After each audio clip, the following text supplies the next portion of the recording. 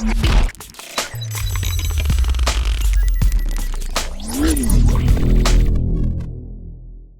guys, how's it going? This is CR Spark. We are here today in Elite Dangerous with another shipbuilding guide. Today I am here with the Imperial Clipper. This ship, I love this ship's internals and everything else about it, but this ship's weapons has drove me up a wall. It is nearly impossible to find a weapon setup that doesn't require gimbals to make this work. Unfortunately, I have stuck to just using gimbals, and you're going to see later in the video why, basically. The Clipper is a very fast ship. It is also classified as a large ship, the smallest of the large ships, just for the pure fact that it's so wide because of its thrusters. So it's so fast in that sense.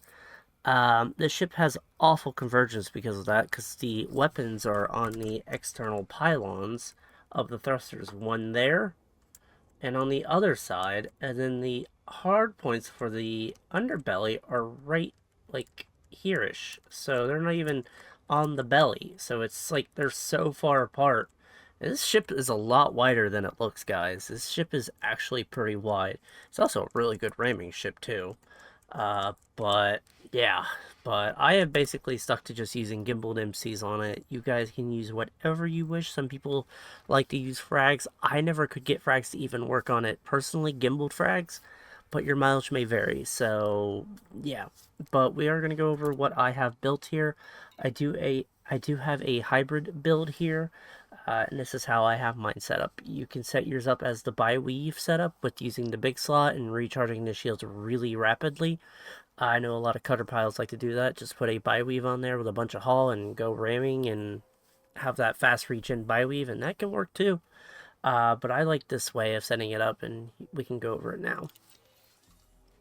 So for hardpoints, I have decided to go with two 3C MC gimbals overcharged with incendiary rounds to do max amount of damage against shields, which is handy. And then I have, this is what I had on hand, was the emissive MC with overcharge 5.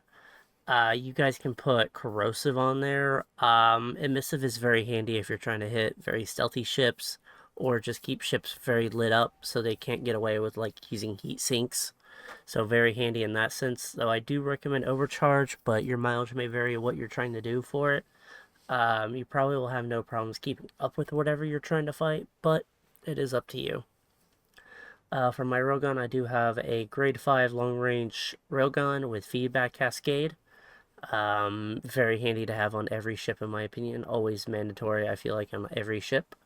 For the utilities, we do have two serious heatsink launchers with extra capacity. We have two OA shield boosters, one heavy duty grade 5 with super cap, and then one thermal resistant 5 with super cap to help out the shields, which we can go over. We are using a 7A shield cell bank, rapid 4 recycling, and I also have a 6A with the same, and a to pair it up. You would kind of want to use them independently because you would be over mega jeweling the shields. But if you're taking a lot of damage, you can probably double bank it and make it work off of one heatsink if you had to. But it is up to you. I am using a 4A prismatic with reinforced 5 with high cap.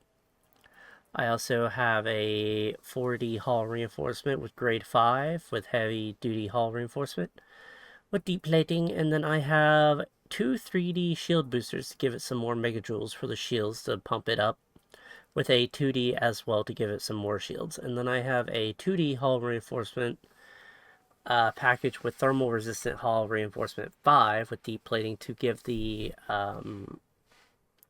main armor some thermal protection. And then you have your standard frame shift drive interdictor. For the core, I'm pretty sure I said that the shield is reinforced 5 with high cap. For the armor, I have decided to go with heavy duty reactive surface composite. The ship is plenty fast. It can handle that extra weight. It does go up to 605 meters per second with a boost. Unfortunately, even despite it being a large ship and the crate and the Python having bigger internals, despite being medium, the ship only has a 6A power plant and a 6A distro, or a 6 slot, which makes no sense to me, though I'm sure it probably makes up for it having 6 A thrusters, or a 6 slot thruster, because I think the other ships only take 5, if I'm correct, though I could be wrong on that. But anyways, for the power plant, we have overcharge 5 with thermal spread to keep the thermals down and also to provide power for everything because it is a 6 slot power plant.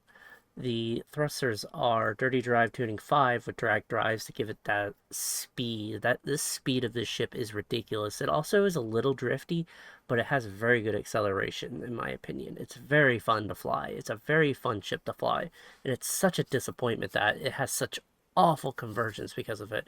I think it would be it's one of the most fun ships to fly around next to the Mandalay, I feel like, other than maybe an Alliance ship. You guys can put one of the SEO drives on, but I still have a standard frame shift drive on here with fast boot 5 strip down to basically save on weight and also be able to turn it off whenever you've got your hard points deployed.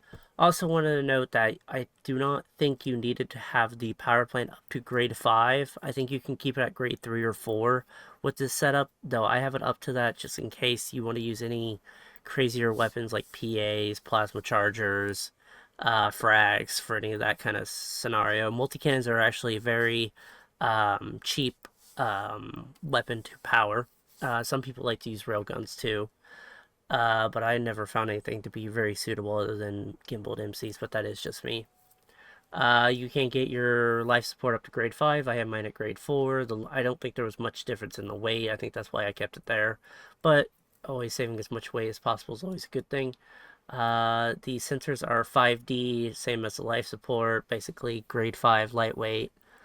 Make sure they're light as possible so you can go as fast as you can.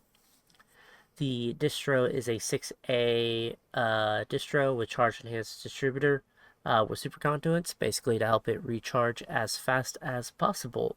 So you can keep those weapons going, those shields up, and those engines are roaring. And despite it being large, it only has a 4C slot. The ship is very contradicting, it feels like, but I guess it is that way because it has a 7 slot optional slot. At least that's the only thing I can figure. But yeah, that'll cover it for the Imperial Clipper. And yeah, I think you can get by with probably a grade 3 or 4 overcharge, so you don't have to go too crazy. But it's up to you if you want to have that extra headroom. But yeah, that covers it for my build for the Imperial Clipper. Please let me know down below what you guys think of my build and what you guys are using on yours. I'm very curious to hear. Maybe there's a secret to the madness I'm not quite getting.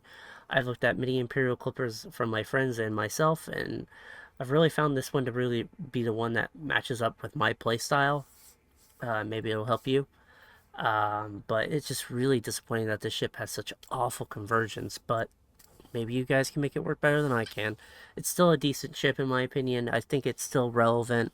But yeah, I hope you guys enjoyed this video. If you did, please leave a like and subscribe. It does help the channel. It helps to give you future content. Until then, guys, I'll catch you on the next one. See y'all.